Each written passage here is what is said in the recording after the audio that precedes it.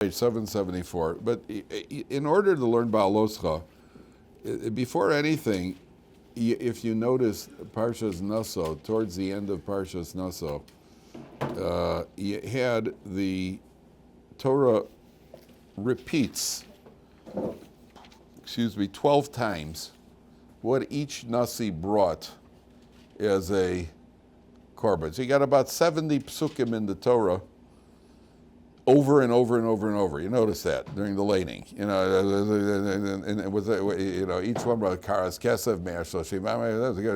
The guy, he reads it over. So this is the background for what's going to happen in Parshas Behhaaloscha. The first question here is, why did the Torah keep repeating it? In Parshas Naso, why does the Torah keep repeating it over? Okay, I got the point. And if you repeated it twice, by the third time I'm good. And by the fifth time I'm certainly good. So why do you keep repeating it? So they say, I don't even know if it's tongue in cheek or if it's what do you call it? I don't think it's tongue in cheek. I think it's what do you call it? That this is one of the proofs that Hashem gave the Torah, because no human being would have done this. No human being would have just kept writing the same thing over. We're not talking about a teacher in class who said, okay, write 100 times, I will not throw things in class. It's not like the Rebbeinu Shalom was punishing somebody over here. Okay, I want you to write this 100 times, Moshe Rabbeinu, write 100 times what each Nasi, 12 times. So first of all, no human being would have done this. It's a proof that the Torah is Min HaShamayim. Okay, I heard that once. I don't know if it's tongue in cheek or whatever. But the standard explanation here is that, first of all, it's insulting. If somebody donates, let's say you have a shul, and you put up a plaque. The Goldman family donated $10,000, and you put a plaque. And then you put up another plaque, the Schwartz family, same as the Goldmans. That's the last time you're going to get a donation from the Schwartz family. Same as the Goldmans, and the Rubens, same as the Goldmans. Everybody's same as the Goldmans.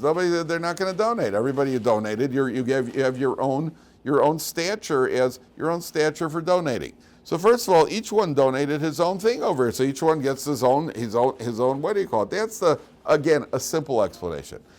The real explanation, or the deeper explanation here, is that these were not the exact same donations. It looks like it's the same donation, but it wasn't the same donation because each one generated it on his own. It wasn't that they all met and everybody decided that this is what we're going to bring to the Beis HaMikdash. Each one separately came up with this idea of what to donate to the Beis HaMikdash. And then they donated it, on each one on a subsequent day. So to the Mishkan. So each one, it's a separate dedication, it's a separate devotion and act of devotion and dedication to HaKadosh Baruch Hu. It's a separate way. Can I move this up? Why did you move it back already? Keep this over here. You have to adjust the what do you call it? Keep this over. I feel too far away. The what do you call it? Each one is a separate act of dedication. This brings us to Parshas Behhaaloscha. Vaydaber Hashem al Moshe lemor. Hashem says to Moshe, Daber al Aharon ve'amarta elov. Say to Aharon, Behhaaloscha saneros amupnei amora Yeshivat saneros. So take a look at the first Rashi. Says Rashi, Lama nismecha Parshas HaMenorah leParshas HaNesiim. Why was this Parsha of the Menorah, why was it juxtaposed to the previous section of the Nesiim of what they brought? What's the connection? Lefi shekeshera Aharon Chanukas HaNesiim. When Aharon saw what the Nesiim were each bringing, that each was bringing something for the inauguration of the Mishkan, Chol Shadaito. Chol Shadaito means he got depressed. He was upset. Shelo haya imam bechanukah. He was not with them in this inauguration. Lohu velo shifta, not him or his shevet.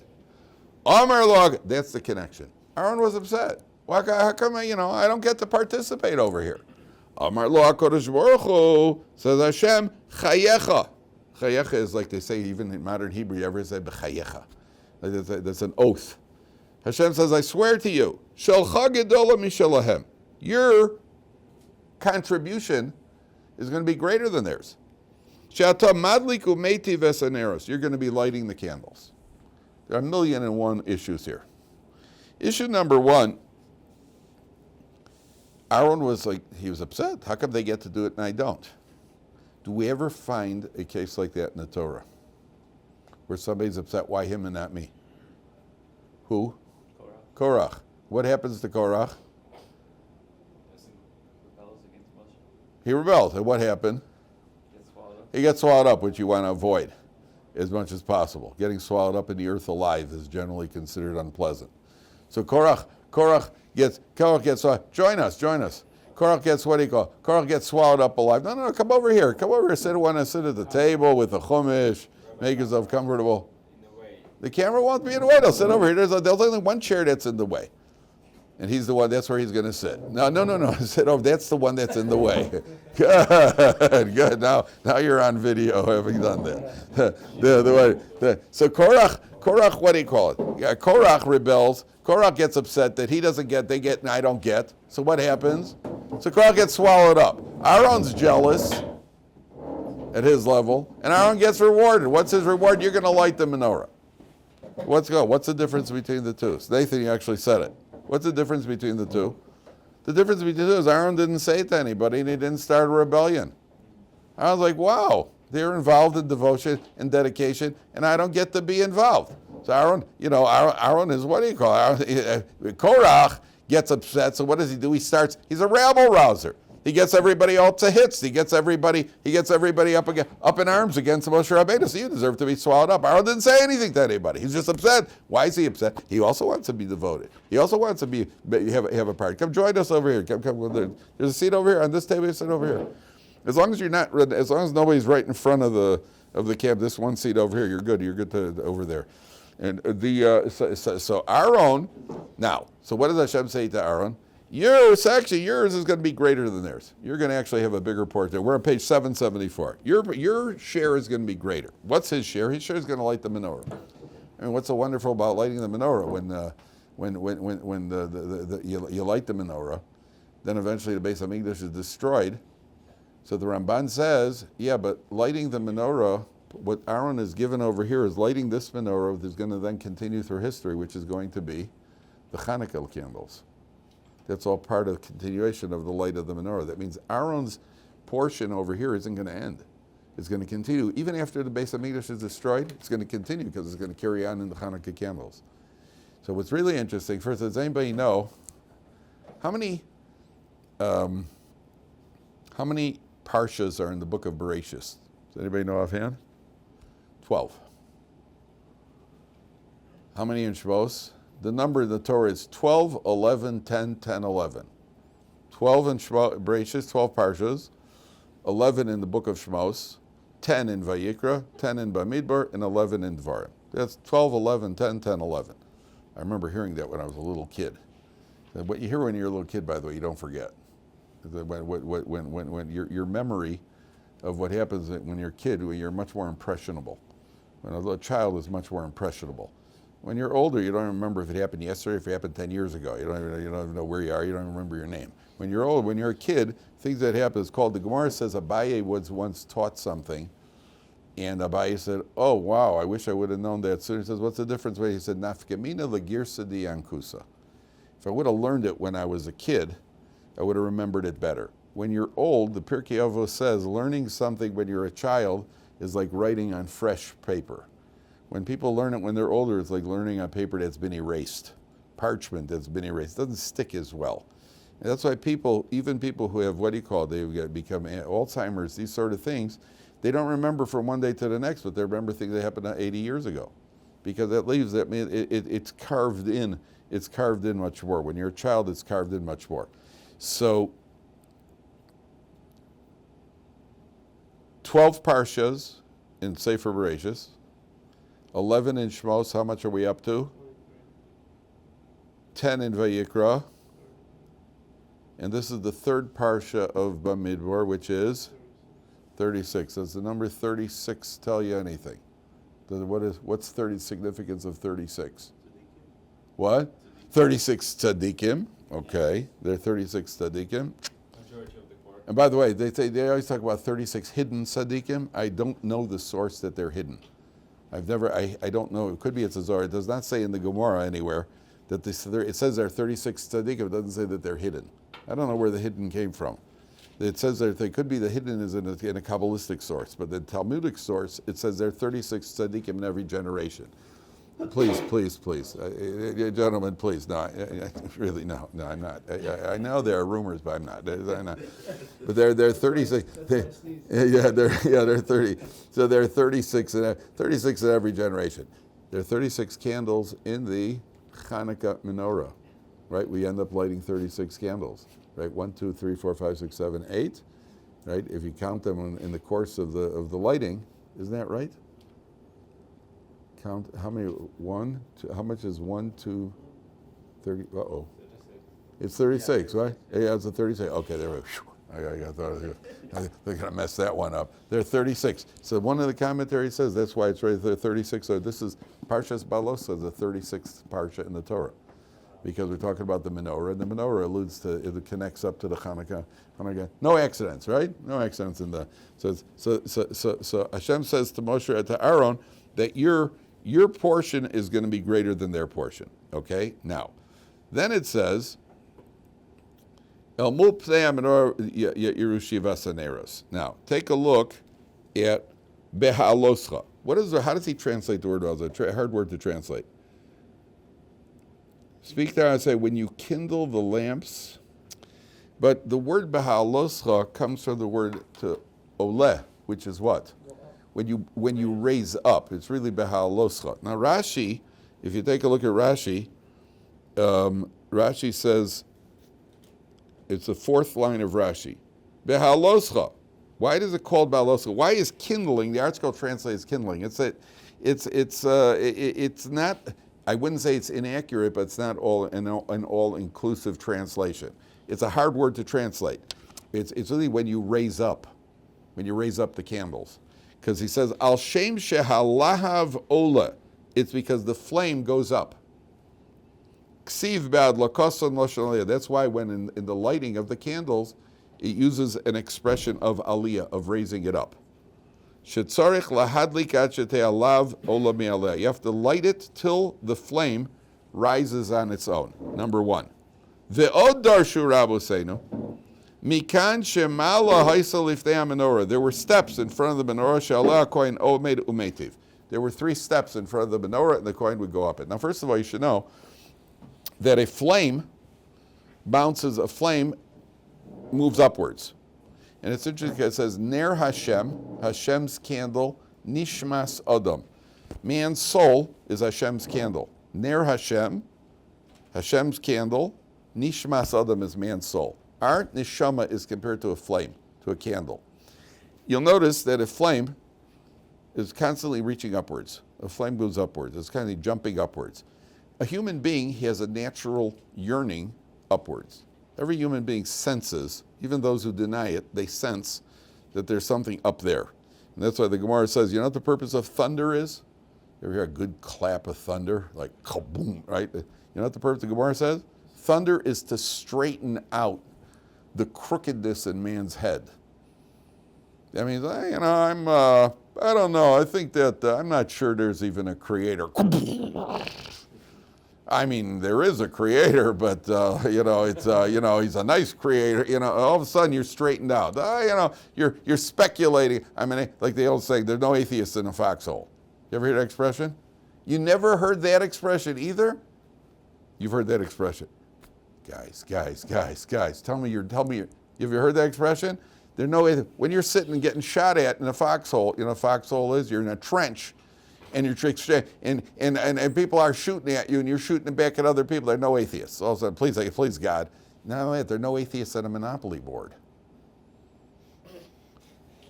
You need a big spin. You got to land on free parking because you need the pot. Otherwise, you land on Illinois, you're out of the game.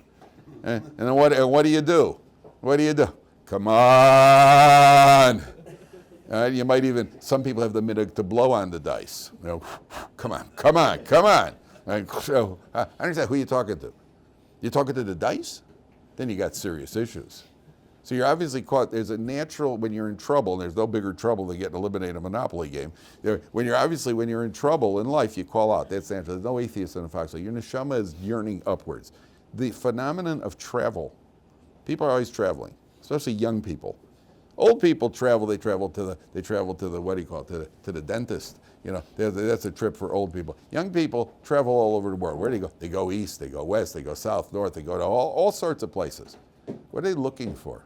They're looking for. Everybody travels. What do you look at? They're looking for something. You're searching for something. So you go off to Tibet. But the people in Tibet, they're already headed back they're headed to Las Vegas. Because it ain't in Tibet. They're headed, lying on a bed of nails didn't do it for me. Maybe the roulette wheel will. So they go, everybody's traveling in different places. They're going to South America, going to Peru. They're going off to what do you call Bolivia. Or they're going up north. Everybody's traveling. You're looking for something. The mistake people make is what they're searching for, they think they're going to find it in the physical world. And it isn't there in the physical world. The physical world is beautiful. But the physical world was created with the word Shin Daled Yud, Shakai. She'amar le'olomo dai. Hashem said to his world, enough. That means there's limitation in the physical world. In the spiritual world, there's no limitation. A person's our neshama, we're naturally yearning for something. We need the physical, which I spoke about many times. We need the physical to maintain our balance and equilibrium. You got to eat a good chont on Shabbos, and you got to But we feel that there's more to it. There's more to it. Our neshama is like a candle. It's jumping upwards. So the Gemara. So that's why it says Shetei halav olam me'aleha. The flame has to rise up on its own. A flame rises up. The Kohen, when he lights the menorah, he has to hold his hand there until the flame is rising up on its own. Number one. So there's another question here. I have a friend, Rabbi Menachem Goldberger, who's a Rav in Baltimore. And he told me, there's a question here. This is a question everybody asks. How high was the menorah? The menorah is 18 tfachim high. 18 tfachim is about 3 amos. 3 amos. The average amma is, let's say, 18 inches. How much is 18 times 3 is 54? Anybody who's played darts should know that by heart. Who's thrown darts should know that. 18 times 3 is 54. Darts was very good for math and a whole lot more fun. So the what do you call it? 18 times 3 is 54. 54 inches is what? It's less than, 54 inches is how much? It's less than 5 feet tall, right? Less than 5 feet. Aharon was at least 3 amos tall. So everybody asks, why does Aharon, what do you need? There were 3 steps in front of the menorah. I mean, how high is what do you call it? The menorah is about this high. The menorah is about this high. Yeah, the menorah is about this high. So you need steps to walk up to the menorah. What do you need steps for to get to the menorah? You could stand on the ground and reach the menorah. That's a question everybody asks. Many commentators, they did a lot of discussion on what did you need these steps for? The menorah wasn't that high. The menorah is a very, very short thing. So what do you need the steps for? So Rabbi Goldberger said to me, the Torah is teaching an idea here. Lighting a flame, obviously, there's an idea here of inspiring somebody else, helping somebody else to get his flame going. In order to help somebody else, to kindle somebody else, you have to make sure that you're getting elevated as well. A person can only help other people grow if he's growing himself. Somebody who himself is stagnating isn't going to have that effect on other people. A person has to be growing. A person has to be, when you're, sometimes the best, if you ever had if you ever done any sort of physical training, when the coach is down doing push-ups also, it gets everybody else doing it, depending on the age of the coach. The coach is not good. But if you have somebody when he's doing it and he's running laps also, so that pushes you to run laps. That doesn't mean every coach has to run laps. There are plenty of short coaches in the NBA telling tall guys how to rebound. So it doesn't mean that he could do it. Not every time. Just because you know how to do it doesn't mean you could do it yourself. I saw once the Russian hockey team how they trained these guys. The what do you call it? They had a famous coach who trained these guys. The word torture doesn't even begin to describe what these guys did. He had these guys skating with a tire. There was a tire behind them which was loaded with weights, and he had them skating on the ice trying to pull these weights on the what do you call it? Now the coach isn't always going to do it, but when he is doing it, when you sense that he's doing it as well. So then, why is it that if your friend gives you, your friend reprimands you. Friend of yours says to you, you know what, your eating habits aren't so, you're talking too much Lashon Hara. Why is it that you get defensive? Yet if the Chafetz Chaim was alive, and the Chafetz Chaim would say to you, maybe you're speaking a little too much, you're not being careful enough with Lashon Hara. Why would you accept it then? Because you sense that he's working on that also. He's also trying to grow. He's also trying to improve himself. When a person's trying to improve himself, then you could help other people improve. But if a guy who's not trying to improve himself, he's going to come and tell me what to do. Work on yourself. What are you working on me for? So Behhaaloscha means that if you're going to kindle other people, and this is true, by the way, for those of you who plan on having an effect on other people, family members, people, maybe you're going to go out and educate people, whatever it is, people sense if you're trying yourself or not. Or you're just using it, you're just telling them what to do. It's like parents who tell the kids, you don't have anything, you ever hear from your mother? You ever hear this?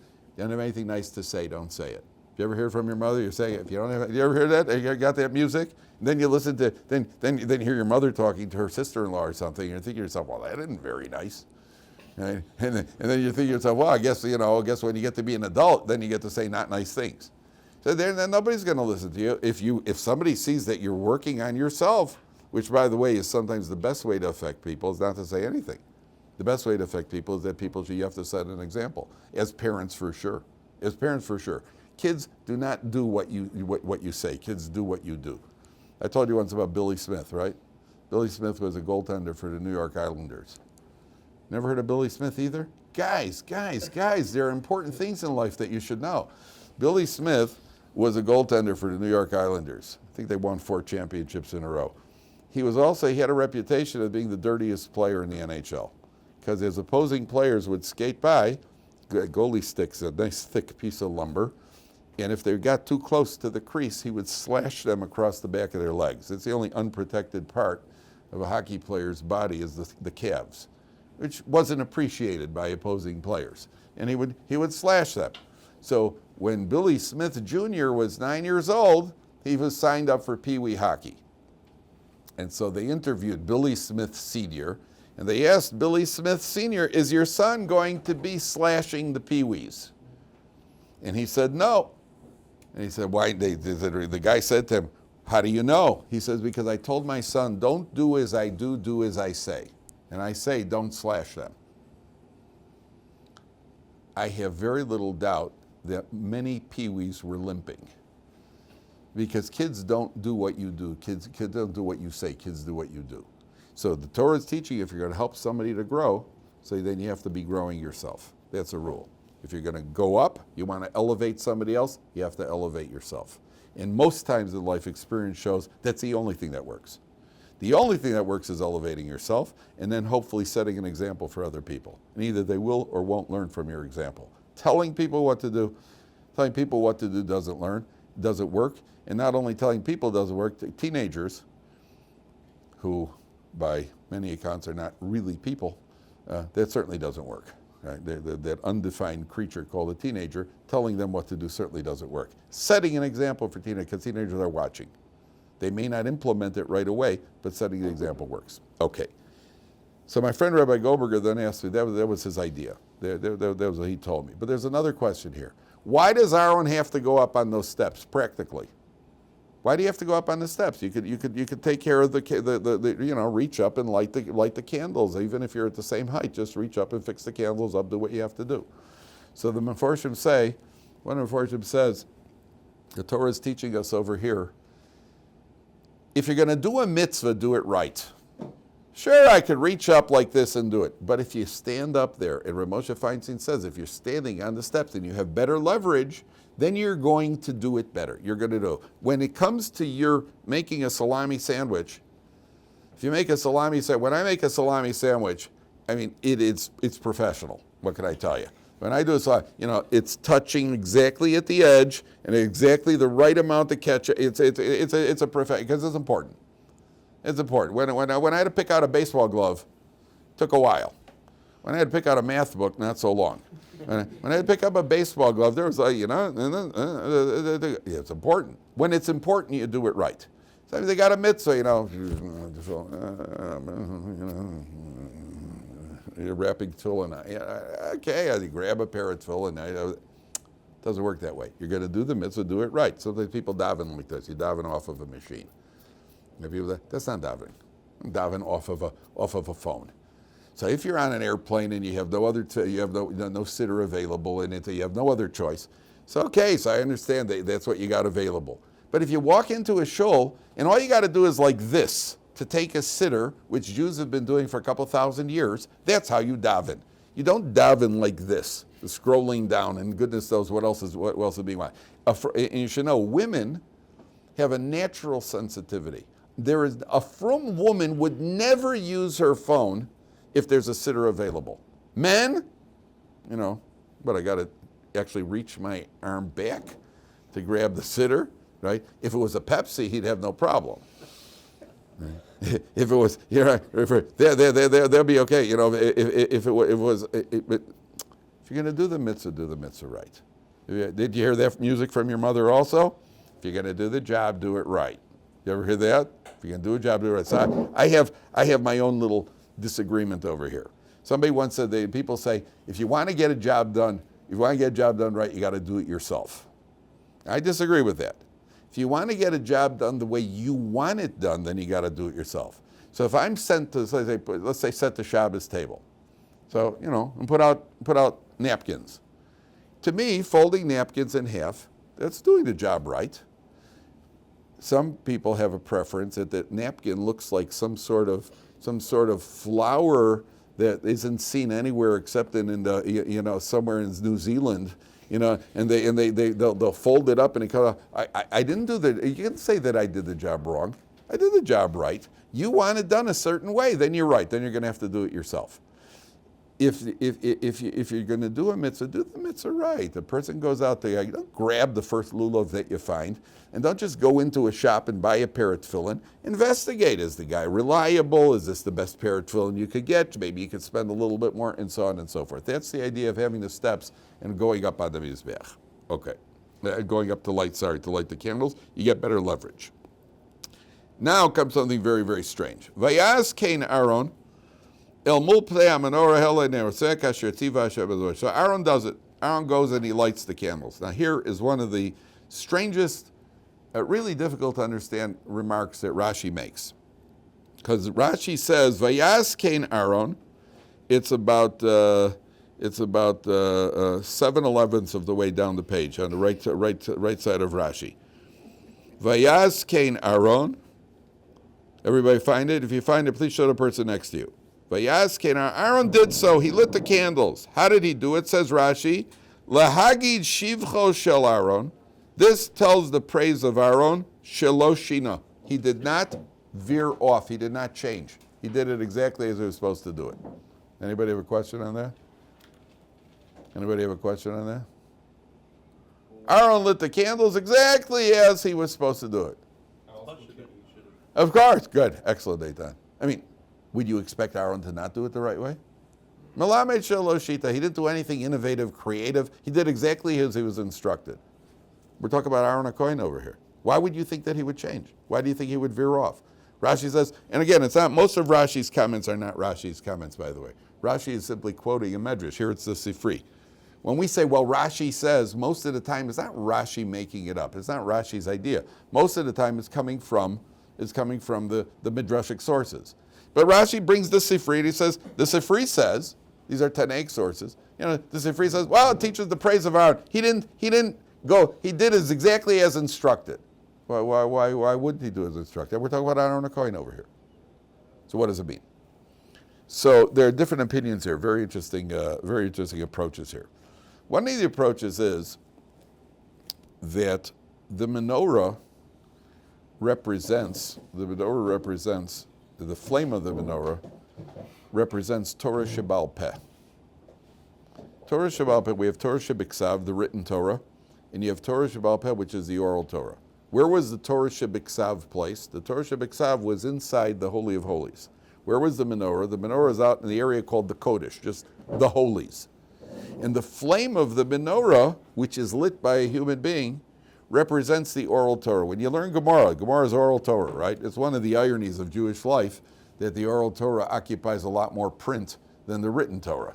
That's one of the great ironies. That over here you have this book is the written Torah, one volume. This is the written Torah. This is only one volume of the oral Torah. And what's remarkable is that in this volume this is the oral Torah, look at the print. It's small, smaller, minuscule.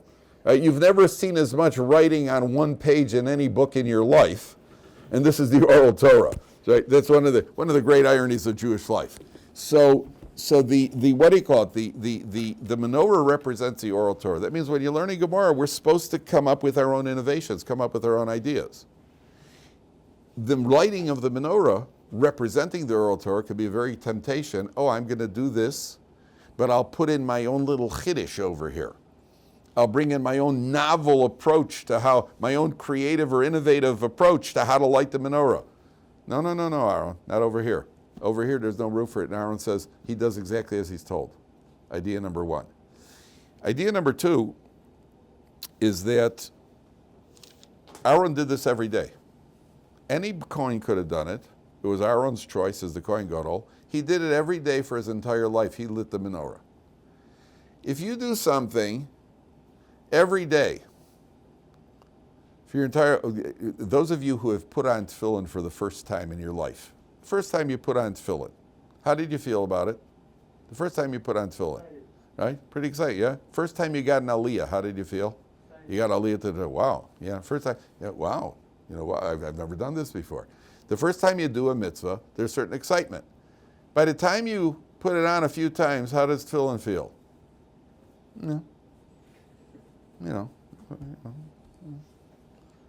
The praise of Aharon. Imagine Aharon lighting the menorah for the first time. I'm not saying how it should feel. I'm saying how it does feel. The praise of Aharon. The first time Aharon lit this menorah, what do you think? What do you think is state right? You're lighting the menorah in the Mishkan for the first time. What do you think that felt like? It's like a guy going to the chuppah. It's like getting married. It's like it's like going to your graduation for those of us, or you who graduated, right? Yeah, you're the first time you're going to your first time for your new job. You're on a new job. You've just been hired for your new job. You're coming there the first day. It's the first time you put on a suit and tie in years, and you're actually going there. You're going. Imagine Aharon going up to the menorah. Da da da da da. With what do you call it? He's lighting the menorah in the Mishkan. There must have been a tremendous inspiration. He never lost that inspiration, no matter how many times he did it. No matter how many times. By the way, inspiration meaning real inspiration. Inspiration doesn't have to be putting on a show. Inspiration means a person who's genuinely feeling emotion, genuine passion for what he's doing. And it doesn't have to be that passion is loud and explosive. Passion could be internal also. That passion of Aharon never changed. Aharon never lost that passion. That's what the Hagid Shivcha Shel Aharon. The passion of doing a mitzvah. That's a trick. That's a challenge in life. The Torah says that we should see the Torah as being a new Torah every day. The first time you open up a Gemara, the first time you learn a Tosos, wow, this is. You know what I compare it to? Did you ever see? There's something called a book called The Magic Eye. You know what the Magic Eye is? They have this picture, and when you look at the picture, it looks like a two-dimensional picture. And if you could get the right focus on it, then all of a sudden it turns into a three-dimensional image. You know what I'm talking about? You never seen this? I think it's called Magic Eye. They have these different images and a print picture. And if you hold it and you get the right view of it, all of a sudden a three-dimensional image shows up, which you didn't see in the picture originally. You know what I'm talking about? It's called Magic Eye. Watch people doing that. There's always the same. People are looking and I don't see anything. I don't see anything. That's amazing. All of a sudden it opens up, and you try to hold. You got to get a certain focus with your eyes. Did it happen to you when you're learning Gemara? Happen when you're learning Torah? Yeah, okay, that's what it says. Also, oh wow. And also, it could be a Tosfos. It could be a pasuk in the Chumash. But all of a sudden, there's something there that you didn't even see. You couldn't even imagine until you heard an explanation. And wow, I had no idea. That amazement is available when a person studies Torah all the time. The same the same jolt that we've got the first time we learn Torah is the jolt we could potentially and should be getting every day when we learn Torah. That same, wow, it actually exists. It's a trick. And doing mitzvahs is even harder. Putting on tefillin every day and feeling that I'm doing something important, that I'm doing something significant. It's not easy. It's not easy. It's a job. Aharon had that. That's what Aharon, that's a L'maid Shaloshina. I have my own idea here. And that is, does anybody know what was Aaron's role in the Jewish people? What did he do? Shalom. He was the Ohev Shalom V'Rodev Shalom. He was the man who went around brokering peace among people, among husbands and wives, among people quarreling, neighbors who were quarreling. Aharon was the peacemaker. Okay. There's an interesting halacha. Torah says, midvar sheker tirchak. There's a pasuk that says you have to stay away from falsehood.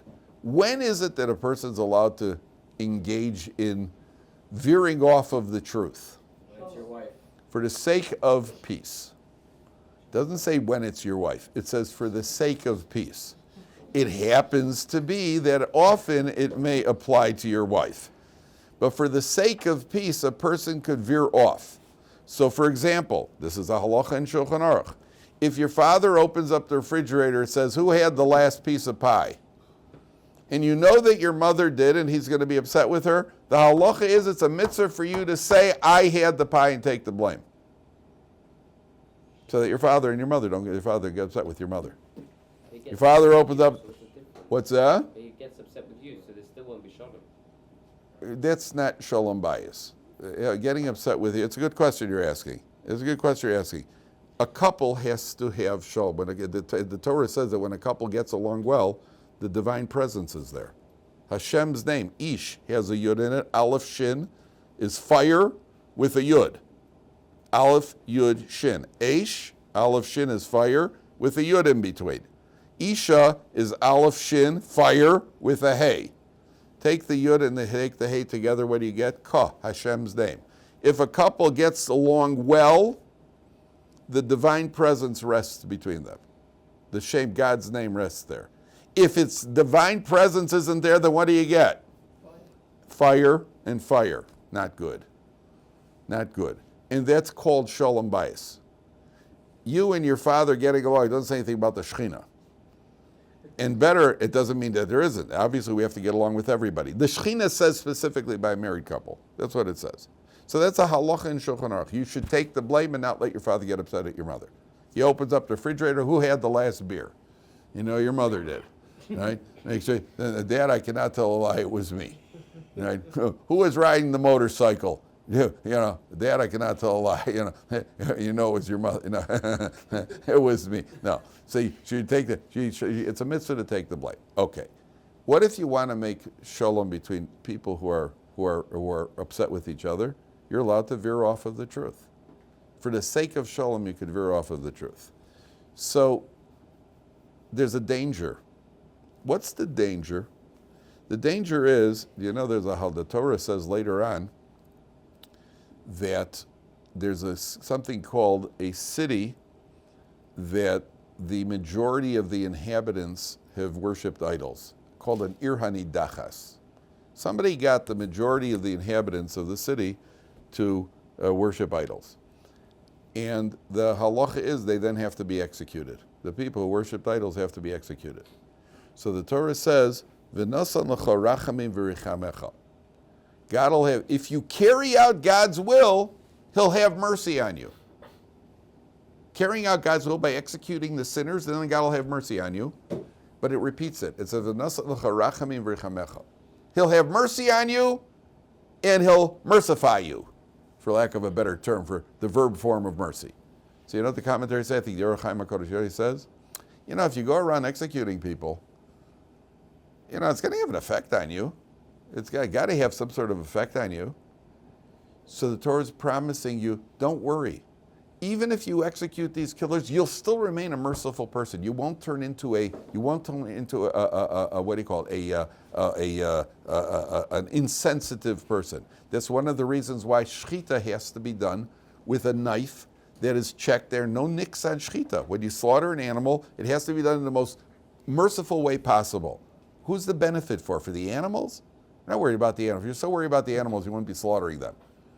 I told you, and it's almost painless. But 9 out of 10 cows surveyed recommend staying alive to painless death.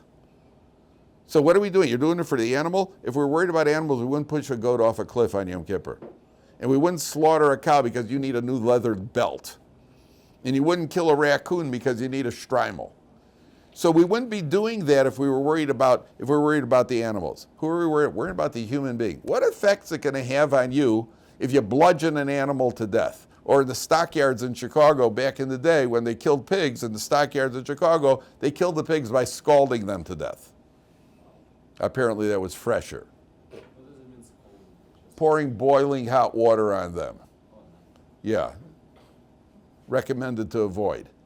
So what does that do to the person who's pouring the water? You're scalding. Eventually it dulls your senses. You become a completely, what do you call it? What's the word? Immune. What's the word? Apathetic. Yeah, it doesn't add it. So the Torah says over here, what do you call it? That a person who's involved, let's say you're a peacemaker. You go around making peace about husbands and wives, you're allowed to veer off of the truth. He never said that about, even though he did. So the Medrash says, how did Aharon make peace? 2 guys are upset with each other. So the Medrash says he would go to one of the guys, Reuven. Shimon is just beside himself with despair. He can't believe that the guys are upset. He's so upset that the two of you had a falling out. Then he goes to Shimon and he says, Shimon, Reuven is so upset that the two of you had a falling out. So the two of them would meet each other and say, each one thinks the other one's they'd embrace. None of it was true. But he's allowed to do that. The danger when you're in that habit is you don't know where the limits are. You don't know where to draw the line. Even what he mentioned earlier about you can lie to your wife. You don't lie to your wife. You're not allowed to lie to your wife, and you should never lie to your wife. And I can just give you a good piece of advice, gentlemen. Even if it strategically may save you trouble, they don't like it. If they catch you lying, you're finished. And she would much rather you tell her the truth. You tell her the truth. You messed up. You invested, you what do you call it? You invested, you made a bad investment, or you pawned 2 of the children. Whatever it is that you did, tell her the truth. She's much more forgiving. If she finds out you lied, she could be very upset. Now, what about veering off of the truth a little bit?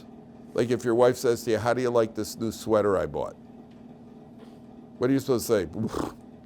Looks like the Salvation Army was clearing out their surplus. No, that's not what you say. You say to your wife, nice, nice. And the Gemara says that if somebody buys something and he asks you, what do you think? You don't think much of it, but he's bought it already. What do you think of this car? How do you think I did? I paid $30,000 for this car. You think $30,000 for that piece of garbage? That's what you're really thinking. Or you're thinking my brother-in-law could have gotten you for 23. Right? There's always you say nice, nice. Why? Because he thinks it's nice. Hey, it's not 100% honest. Under those circumstances, you're allowed to do it. There are other same situations. What's the danger? The danger is it carries over into other areas of life. Aharon knew how to turn it on and turn it off. He was mishana mipnei shalom. He veered off for the sake of peace. When it came to serving HaKadosh Baruch Hu and lighting the menorah, milamed shaloshina. Here he knows I'm not allowed to veer off at all. That's an important rule. I once heard an interview here in Israel. I was in a cab. So there was some sort of something going on between a union and some politicians. So are you ready to get an idea what kind of muck and the middleman was a lawyer. He's the guy who's some kind of brokering this deal. I heard this interview on the radio myself. The guy says to him in Hebrew, Mr. So-and-so, did you ever have to lie? So he says, let's put it this way. There were some days when I told the truth. That's what the guy said on an interview. And I've noticed this, I'll tell you where else this applies. Teachers, I've noticed people who are teachers, in their private lives, they tend to dominate conversations. Why? Because they're usually in a classroom and they're doing all the talking. So then they tend to dominate the conversations and people don't want to be dominated in conversation. People want to be listened to, not spoken to. And they tend to dominate because that's what you do. So doctors, I have found that doctors feel that they have expertise in a lot of areas where it has nothing to do with medicine. They feel their opinion is the right opinion. Because they're sitting behind a desk all day, people are coming in, and what they say is the word of the Almighty. Most people think what a doctor said. So in a private area, a doctor feels he understands politics better too, because he's a doctor. And it's not their fault. It's in every profession it's like that. Lawyers, in a private situation, lawyers tend to maybe stretch things a little bit. In every profession, you'll find that. Every profession, you find a guy's what do you call it? An architect? You know, an architect, every dot's got to be exact. Every dot represents a building or a street or a bridge or something. Architects in the private life could drive you nuts. That pen should have been over here. Move the book up just a little bit. There you go. Yeah. Because that's where his head is. You have to know how to turn it on and turn it off. Very difficult thing. They say high-ranking military people, generals, colonels, they have very high rate of divorce. Why is that? Because when you're in the military and you outrank you're a general, you just sit there and give orders. And somebody talks to you, they're allowed to talk until the point that he says, that's an order. He's not allowed to say a word. Says one word and he could be court-martialed. You know, you come home and you say to your wife, I'm hungry, can we have supper I'd like supper in 10 minutes. That's an order. Oh yeah? Oh yeah? Yeah, go to the restaurant and make your order, buddy, because there aren't no orders in the house. And when you're a colonel and your wife comes over to you and says, oh, do you mind taking the garbage? Colonel, sir? That's an order. Then you better do it. Right? It's a very difficult, and it's every profession like this. Every profession is like this. It's on. I can tell you, I personally struggled at home with the Shabbos table because I'm sitting with my kids and I'm starting to say something, you know, and one kid spills something or two kids are still talking, chatting with each other, and I'm expecting full attention because I'm used to being in a classroom. And it's not a good thing. You have to know when to turn it on and when to turn it off. That's the praise of Aharon. Melamed Shaloshina, he did not veer off because he knew how to turn it on and turn it off. Okay, continue, Ma'amar. Thank you.